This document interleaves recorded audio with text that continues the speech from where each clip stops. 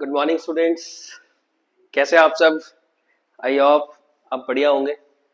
तो आज ये जो हमारा आज का सेशन है, इसके अंदर हम आज लास्ट सेक्शन डिस्कस करने जा रहे हैं, जो कि आज आपका सेक्शन डी जो है वही पेंडिंग रह गया। आपका जो क्लास 10th का मैथ सीरीज जो हमने कंटिन्यू कर रखी है, उसकी एक सेक्शन जो डी है वो पेंडिंग था। Section A, section B, section C, और मैं अगर आपसे बात करूं केस स्टडी वाला सेक्शन, सेक्शन ई, वो भी डिस्कस हो चुका था। ऑलमोस्ट आपके सारे सेक्शंस डिस्कस हैं। सिर्फ जो आपका सेक्शन पेंडिंग है वो आपका सेक्शन पेंडिंग है बेटा, सेक्शन नंबर डी। ये आज आपका लास्ट सेक्शन है जो हम डिस्कस करने वाले हैं इस सेशन के अंदर। इसके बाद आपका ऑल ओवर जो पार्ट है वो सारे का सारा ऑल ओवर कंप्लीट हो जाएगा। आपका ये वाला पेपर जो कि 10th क्लास का फर्स्ट सेट का जो पेपर है वो आपको कंप्लीट हो जाएगा आज। उसके बाद फर्दर जो आपका पार्ट रहेगा वो हम आपको बता देंगे कौन सी सीरीज स्टार्ट होने वाली है। ये पहला जो सेशन है सारे के सारे वो कंप्लीट हो जाएंगे, जिसके अंदर आपके क्लास 10th का जो सीबीएसई का मैथ्स का जो स्टैंडर्ड का पेपर आपका पूरे का पूरा कंप्लीट सॉल्यूशन मैंने आपको प्रोवाइड करा दिया। इसके अंदर A to Z जितने भी हम करा सकते थे और वाले क्वेश्चंस भी डिस्कस कर लिए हमने। क्लियर? देखिए, जिन्होंने अभी तक चैनल सब्सक्राइब नहीं किया है प्लीज चैनल को सब्सक्राइब कर लीजिए और जितना ज्यादा पॉसिबल हो सके इसको शेयर करिए ताकि और भी बच्चों को इसका प्रॉफिट हो सके। क्लियर? आगे आने वाले टाइम में और नए नए सेशंस हम इसके अंदर प्रोसीड आउट करेंगे ताकि और आपको भी ज्यादा से ज्यादा फायदा रहे इसमें। क्लियर? तो सेक्शन डी के अंदर आपको 4 क्वेश्चंस अटेम्प्ट करने हैं बेटा। 4 क्वेश्चंस अटेम्प्ट करने के बाद अगर हम बात डिस्कस करें, 5 मार्क्स ईच क्वेश्चन होता है, 5 into 4 20 मार्क्स का ये सेक्शन होता है आपका। चलिए स्टार्ट करते हैं, डिस्कस करते हैं। क्वेश्चन नंबर है बेटा आपका 32।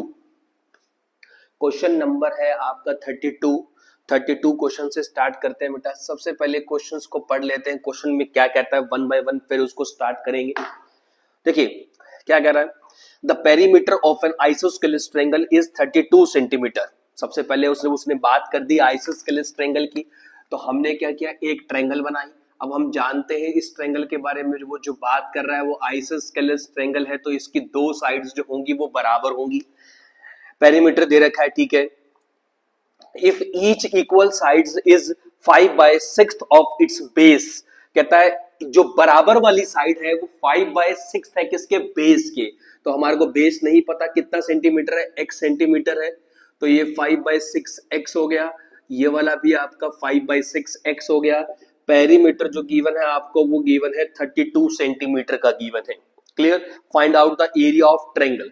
आपको एरिया पूछा इस ट्रायंगल का, तो आपको इस वाले पार्ट में देखिए, इस जो सेक्शन डी वाला सेक्शन वाला जो पार्ट है उसके अंदर आपको क्या चीज ध्यान रखनी है। सेक्शन डी वाला जो भी आपका सेक्शन रहेगा उसके अंदर आपको क्या चीज ध्यान रखनी है बेटा, यही चीज आपको अच्छे से ध्यान रखनी है। क्या कि आपको बिल्कुल क्लियरली ध्यान से क्वेश्चन रीड करना है, उसके बाद प्रोसीड करना है। बिल्कुल मतलब सिस्टमेटिक वे से बढ़िया से तरीके से खत्म हो जाएगा आपका। कैसे?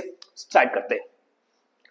देखिए, अब उसने कहा कि पेरीमीटर गिवन है आपको 32 सेंटीमीटर, बेस नहीं मुझे पता, x सेंटीमीटर हो गया। जो बराबर वाली साइड है वो 5/6 है किसकी, बेस की। तो पेरीमीटर की हेल्प से x की वैल्यू आएगी, x की वैल्यू आएगी, तीनों साइड्स आएगी। अब हम देखिए लिंक कैसे करा उसने क्वेश्चन। अब हम ये जानते हैं क्या कि अगर हमारी ट्रायंगल की तीनों साइड्स नॉन हो और आपको कोई भी पर्टिकुलर टाइप की ट्रायंगल नहीं है, तो एरिया किसकी हेल्प से निकाल सकते हैं, with the help of Heron's formula की हेल्प से आप निकाल सकते हैं वहां पर एरिया। तो चलिए स्टार्ट करते हैं। पेरीमीटर का मतलब क्या होता है, sum of all sides AB plus BC plus AC। कितना सेंटीमीटर है, 32 centimetre. What is the value of AB, 5/6x प्लस x plus 5/6x equals to 32। कितने का एलसीएम आया, 6 का एलसीएम आया। 5x प्लस में 6x प्लस में 5x इक्वल्स टू 32। 5 5 10 और 6 कितना, 16 equals to 32 into 6, 16 into 2 32, 6 into 2 12। x की वैल्यू 12 सेंटीमीटर आ गई। अगर x 12 सेंटीमीटर हुआ तो बेस आपका 12 सेंटीमीटर हो गया। Put the value of x, 6 into 2 12, 5 into 2 10 centimetre हो गया। ये वाली भी साइड कितने सेंटीमीटर हो गई, 10 सेंटीमीटर हो गई। ट्रायंगल की तीनों साइड नोन हो गई, 10 10 and 12। Now we apply the Heron's formula to find out the area of triangle ABC। अब आपको हीरोन्स फॉर्मूला लगाना है किसका एरिया फाइंड आउट करने के लिए, इस पर्टिकुलर टाइप ऑफ ट्रायंगल का एरिया फाइंड आउट करने के लिए। क्लियर, तीनों साइड्स हैं आपके पास 10 10 10। हीरोन्स फॉर्मूला जिनको याद नहीं है मैं डिस्कस करा देता हूं। सबसे पहले सेमी पेरीमीटर निकालते हैं। सेमी पेरीमीटर होता है बेटा पेरीमीटर का हाफ। अब मुझे इधर पेरीमीटर पता ही था 32 सेंटीमीटर था, तो उसका हाफ किया तो सेमी पेरीमीटर कितना आ गया 16 सेंटीमीटर। क्या होता है एरिया का फॉर्मूला, एरिया का फॉर्मूला होता है s multiply s minus a multiply s minus b multiply s minus c, where a b and c are the sides of triangle. a b c sides of triangle है। What is the value of s 16, 16 minus first side 10, 16 minus में 10 multiply 16 minus 10 multiply 16 minus 12। करिए solve फटाफट। 16 6 multiply 6 multiply 4, double times single बाहर आ गया 6 into 6, 4 का root 2 हो गया, 16 का रूट 4 हो गया, 6 इंटू 4 24, 24 इंटू 2 48, 48 सेंटीमीटर स्क्वायर।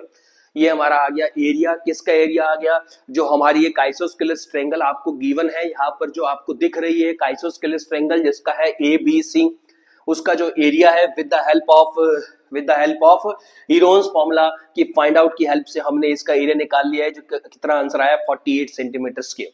तो आपको ये सारी चीजें ध्यान रखनी है कि क्वेश्चन लिंक कैसे कर रहा है, वो सिंपल से आपको बस एक बात अपने दिमाग में डालनी है। क्या बेटा, देखिए जो चीज भी गिवन होगी आपकी वहां पर आपको ढंग से ही उसके अंदर काम करना है कि सबसे पहले आप क्वेश्चंस को अच्छे से रीड करिए, क्या वो बात कर रहा है आपसे, उसके अकॉर्डिंग उसके अंदर क्वेश्चंस में हम क्वेश्चंस डाल सकते हैं, कैसे कैसे वो क्वेश्चंस हमारे से डिस्कस कर सकता है।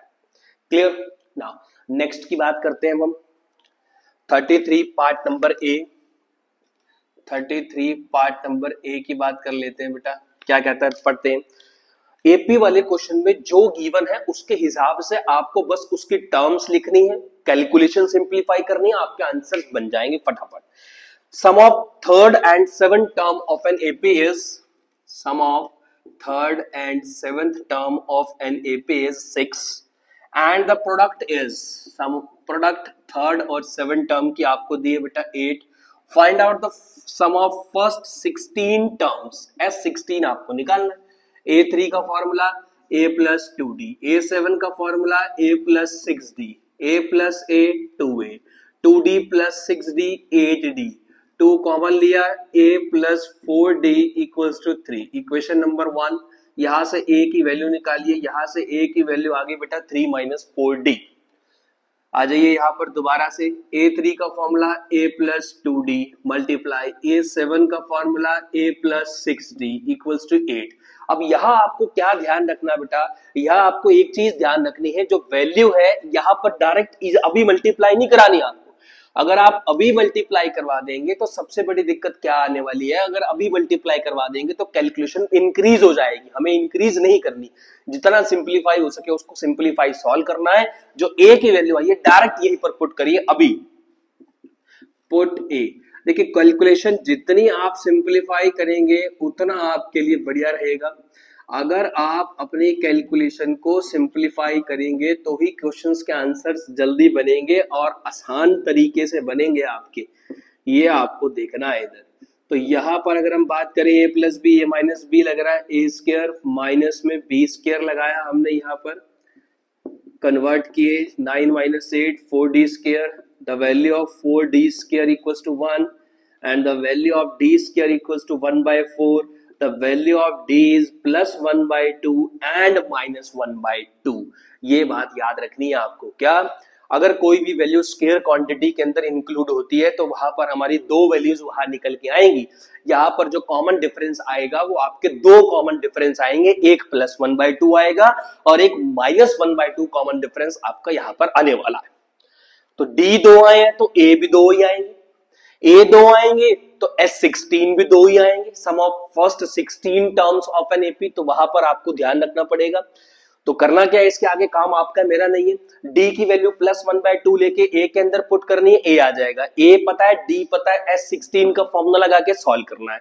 फिर डी की वैल्यू -1/2 लेके ए के अंदर पुट करनी है, सेकंड ए आ जाएगा, सेकंड डी पता ही है, फिर दोबारा से S16 का फॉर्मूला लगाना है, वहां पर आपका S16 आएगा। दो केस बनेंगे, केस नंबर 1 के अंदर डी की वैल्यू +1/2, केस नंबर 2 के अंदर कॉमन डिफरेंस की वैल्यू -1/2 लेके आपको सिंप्लीफाई करना है। क्लियर? ठीक है। इसके बाद आप सिंप्लीफाई कर सकते हैं, इसके अंदर कैलकुलेशन वाला पार्ट आपका ये रहेगा ज्यादा, उसके अंदर मेरा थोड़ा सा काम कम रहेगा। क्लियर? तो ये आपको छोटी छोटी बातें याद रखनी है। नाउ और वाला क्वेश्चन, ये क्वेश्चन थोड़ा सा अच्छा क्वेश्चन था। 33 का पार्ट बी जो है वो थोड़ा सा अच्छा क्वेश्चन है ये भी पार्ट आपका एपी वाला ही। पहले आपको स्टेटमेंट रीड करवाता हूं, क्या स्टेटमेंट है।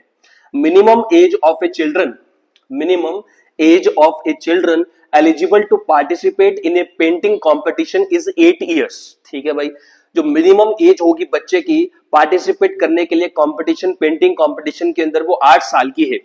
इट इज ऑब्जर्व दैट, ये ऑब्जर्व किया गया that the age of the youngest boy was 8 years. ठीक है, सो सबसे जो ज्यादा यंगेस्ट बॉय था जिसमें जो ऑब्जर्व किया गया उस कंपटीशन के अंदर, वो 8 साल का था। ठीक है, and the ages of the participants when seated order of age have a common difference of 4 month.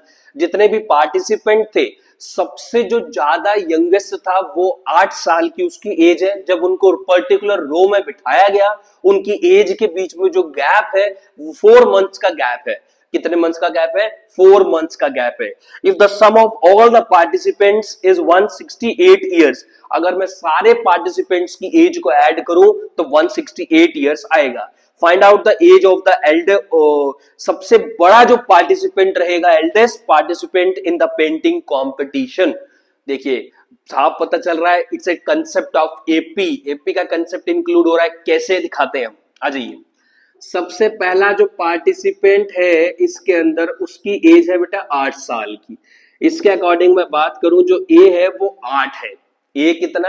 8 years, years की एपी बनेगी। कॉमन डिफरेंस जो है वो है बेटा 4 मंथ का। कितने मंथ का? 4 मंथ का।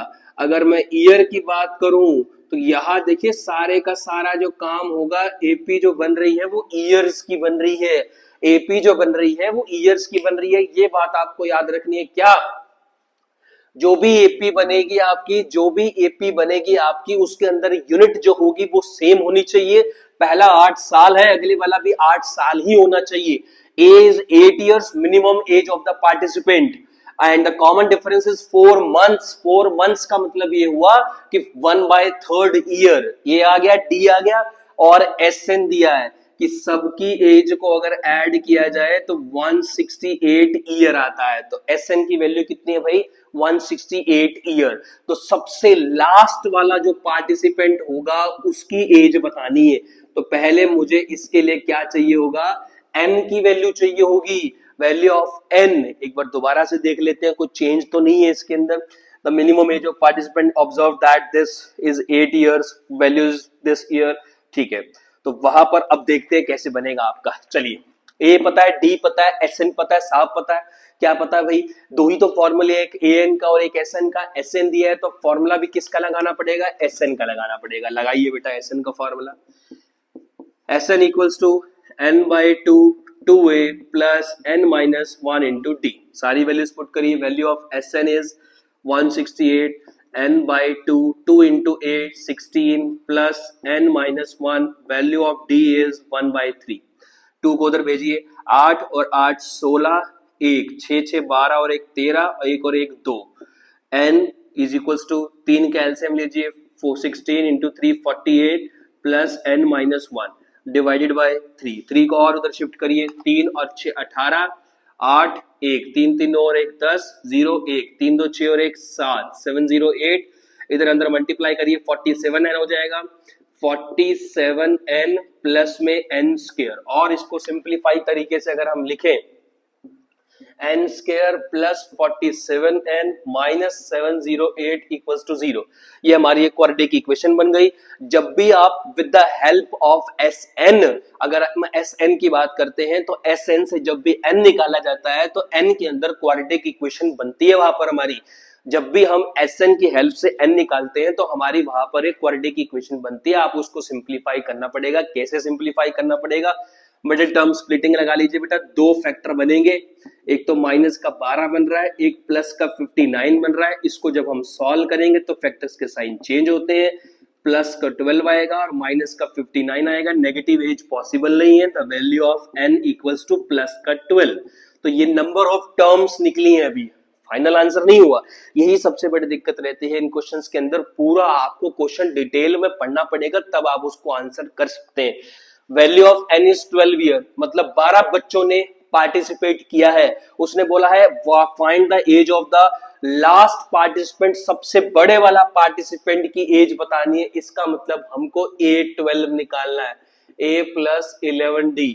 Value of A is 8, D is 3, take LCM, 8 into 3 24, 4 और 1 5, 2 और 1 3 divide by 3। The age is 35/3 years. ये उसकी एज होगी भाई, 35/3 ईयर्स। या हम और तरीके से कहें, इसमें और सिंप्लीफाई तरीके से हम बोल सकते हैं, आप इसको ईयर और मंथ में भी बता सकते हैं कि इतने ईयर और इतने मंथ, उसमें भी हम इसको डिस्कस कर सकते हैं कि इतने साल लगेंगे और इतने महीने लगेंगे उसको यहां तक पहुंचने के लिए। तो ये क्वेश्चन था आपका एपी का।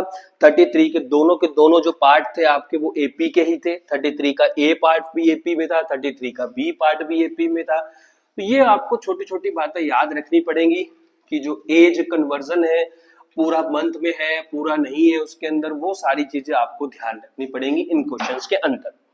क्लियर?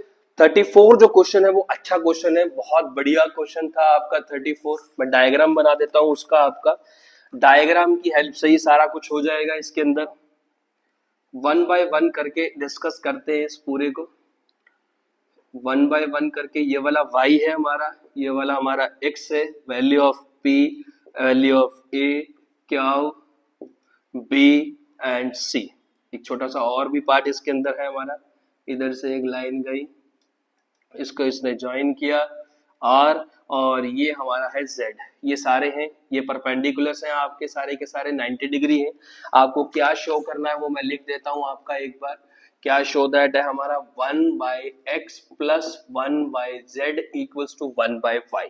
देखिए मैं आपको एक बात बताता हूं, क्या यही same as it is question जब जिस दिन बोर्ड का पेपर था उससे एक दिन पहले as it is same question हमने डिस्कस किया बोर्ड के ऊपर, बिल्कुल सेम क्वेश्चन, और वही नेक्स्ट डे आपका पेपर में आ गया। है कुछ नहीं, सिमिलैरिटीज के ऊपर की क्वेश्चन हमारा बना है कि ट्रायंगल्स की सिमिलैरिटीज कैसे हम डिस्कस कर सकते हैं पर्टिकुलर रेंज के अंदर, पर्टिकुलर कंसेप्ट के अंदर। देखिए मैं डिटेल के अंदर मैं नहीं जा रहा हूं, मतलब सॉल्यूशन तो डिटेल में बताऊंगा, बाकी फॉर्मेट डायग्राम बनाना, गिवन लिखना, टू प्रूव लिखना, मैं डायरेक्ट आपका प्रूफ से ही स्टार्ट करता हूं कि प्रूफ में क्या क्या आपको लिखना है इधर। ठीक है, सबसे पहले हमें क्या करना है, देखिए मैं एक डायग्राम बनाता हूं, आपको दो डायग्राम के ऊपर काम करना पड़ेगा इसके अंदर। P A 90 degree, B Q और C, सभी को पता है सिमिलैरिटी की बात करी जाए तो कैसे होगी। ध्यान से देखना, ट्रायंगल PAC, ट्रायंगल QBC, मैं आपको डिक्टेट में समझा रहा हूं, उसको ध्यान से सुन लीजिए। कौन कौन से ट्रायंगल्स का मैंने नाम लिया है, triangle PAC, triangle QBC, PAC QBC, angle C common, angle A angle B each 90 degree, तो बाय एंगल सिमिलैरिटी PAC और QBC ट्रायंगल जो है वो सिमिलर हो गई। बाय एंगल सिमिलैरिटी, दोनों ट्रायंगल सिमिलर हो गई। We know that in similar triangles corresponding sides are proportional, मतलब उनकी रेशियो सेम होगी। बड़ी वाली की हाइट क्या, PA, छोटी वाली की हाइट QB, बड़ी वाली का बेस AC, छोटी वाली का बेस BC। बड़ी वाली की हाइट, छोटी वाली की हाइट, बड़ी वाली का बेस डिवाइड बाय छोटी वाली का बेस, जिससे इसकी वैल्यू पता है पुट करिए, x divide bye y। AC की वैल्यू नहीं पता, ना ही हमें BC की वैल्यू पता है। इक्वेशन नंबर 1, ये हमारी फर्स्ट इक्वेशन बन गई। फर्स्ट डायग्राम ने हमें फर्स्ट इक्वेशन दे दी। नाउ सेकंड डायग्राम अब सेकंड इक्वेशन देगा। कौन सा सेकंड डायग्राम दिखाता हूं मैं आपको, इस साइड वाला डायग्राम अब आपको लेना पड़ेगा। इस साइड वाला डायग्राम की बात करें, देखिए काम बिल्कुल वही रहेगा, ए है, ये वाला बी है, ये वाला सी है, ये भी 90 है, ये 90 है, क्या हो गया आपका, ये आर हो गया, ये वाला जेड है, ये वाला वाई है। ट्रायंगल्स के नाम R C A Q B A, दोबारा R C A Q B A. Angle A common, angle B angle C each 90, angle B angle C each 90, angle A common, दोनों triangle similar हो गई। Similar triangles के अंदर corresponding sides जो होती है वो प्रोपोर्शनल होती है, बड़ी वाली की हाइट डिवाइड बाय बड़ी वाली की हाइट डिवाइड बाय छोटी वाली की हाइट, बड़ी वाली का बेस डिवाइड बाय छोटी वाली का बेस। छोटी वाली का बेस क्या है, ए बी है, छोटी वाली का बेस क्या है बेटा, ए बी है। ये सेकंड इक्वेशन अभी नहीं मानता है, इसको पहले वैल्यूज पुट कर लेता हूं। आर सी की वैल्यू जेड है, इसकी वैल्यू वाई है, that is A C divide by A B. ये हमारी आ गई सेकंड इक्वेशन। यहां तक किसी को कोई दिक्कत हो तो वो बता सकता है। इसके अंदर हमने किया क्या है बेटा, सबसे पहले बड़ी वाली ट्रायंगल्स के ऊपर काम किया, सिमिलैरिटी कंसेप्ट लगाया, दूसरी वाली के अंदर सिमिलैरिटी कंसेप्ट लगा दिया। नाउ इसके बाद अब आपको अपना दिमाग लगाना है, क्या divide first and second, first को सेकंड से डिवाइड कर दिया। अब बस इन्हीं दोनों इक्वेशंस को सॉल्व करना है और आंसर निकालना है। आप जब मैंने इसको इससे डिवाइड कराया, ऊपर x बच गया, नीचे z बच गया, x divide by z, y से y कैंसिल, इसको इससे डिवाइड कराया, AC से AC कट गया, ऊपर आ गया आपका AB और नीचे आपका आ गया क्या, BC। जब आपने फर्स्ट को सेकंड से डिवाइड कराया, जब आपने फर्स्ट इक्वेशन को सेकंड इक्वेशन से डिवाइड कराया, x बाई जेड, y से y कट गया, AC से AC कट गया, 1 बाई BC, नीचे वाला AB ऊपर आ गया, नीचे वाला जो था आपका AC, हाँ तो नीचे वाला AB ऊपर आ गया। क्लियर? अब ध्यान से देखिए कैसे हम अपना आंसर्स को लेके आते हैं। जो AB है वो 2 से मिलकर बना है, या BC अगर हम बात करें, BC के ऊपर भी काम कर सकते हैं, एक बार देख लीजिए, क्या पता इसमें कुछ चेंज आ रहा हो। AC हो गया, BC हो गया, AB है, BC है, AB हो गया, BC हो गया, किसी एक को चेंज कर सकते हैं, वो अब आपकी मर्जी है किसको चेंज करना है आपको। मैंने AB को चेंज किया, कैसे चेंज किया ध्यान से देखिएगा। AB को AC माइनस BC लिख सकते हैं, AB को AC माइनस BC लिख सकते हैं, डिवाइड बाय BC का BC।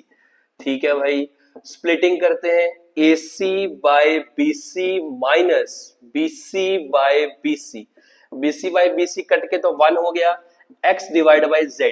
AC by BC from first equation value बन रही है x बाय y, माइनस में 1, x को डिवाइड में भेजा, 1 by z equals to 1 by y minus 1 by x। 1 by x वाला पार्ट नेगेटिव से उधर चला गया, पॉजिटिव हो गया, 1 by z plus 1 by X equals to 1 by Y. जो हमारा शो दैट था वो हमारा शो दैट आ गया। देखिए सिर्फ और सिर्फ नंबर्स की इंटरचेंजिंग, उसकी सॉल्विंग कैसे करिए, सिर्फ वही है और इसके अंदर कुछ भी नहीं। ये स्टेप एक बार दोबारा देख लीजिए बेटा। जो AB था, ये जो AB वाला लाइन है उसको AC माइनस BC लिख सकते हैं, AC माइनस BC। स्प्लिट किया BC को, AC by BC, BC by BC 1 हो गया। AC बाई BC की वैल्यू जो है वो x बाई वाई है, x बाई वाई है।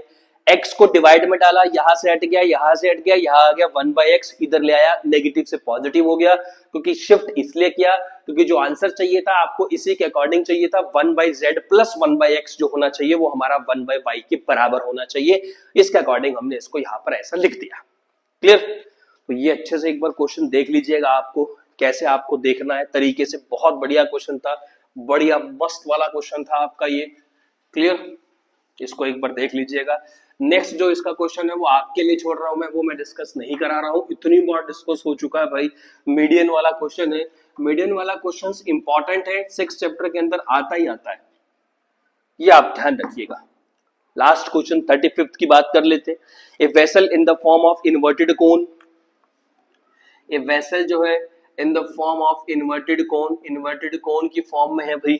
ठीक है, height of cone is 8 centimetre, जो इसकी हाइट है वो 8 सेंटीमीटर है। Radius of top is 5 centimetre, जो उसकी रेडियस है वो 5 सेंटीमीटर की है बेटा।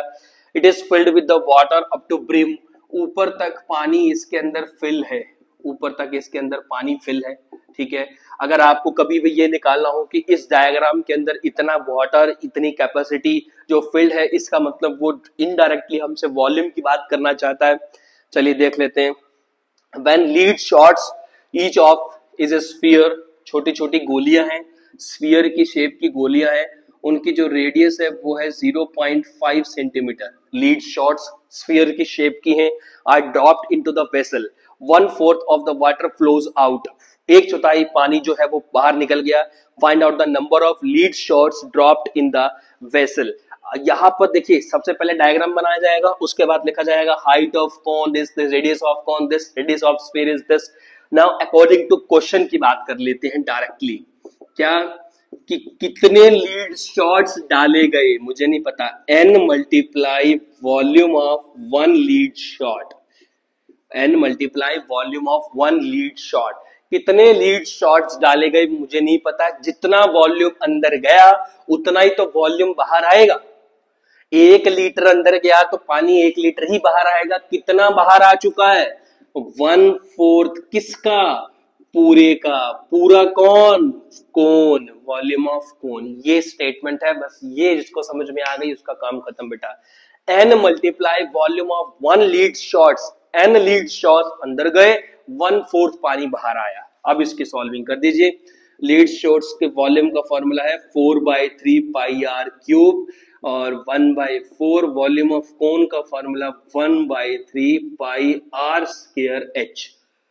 पाई से पाई गया, 3 से 3 गया, n multiply 4 multiply small r की जो वैल्यू है बेटा है वो 5/10 into 5/10 into 5/10, 1/4 capital R square की वैल्यू 5 इंटू 5, हाइट आपकी है 8, दैट इज 1/2 1/2 1/2, 2 4 2 जा 8, 4 2 जा 8, सिंप्लीफाई करिए, 2 और 2 4 कैंसिल आउट हो गया।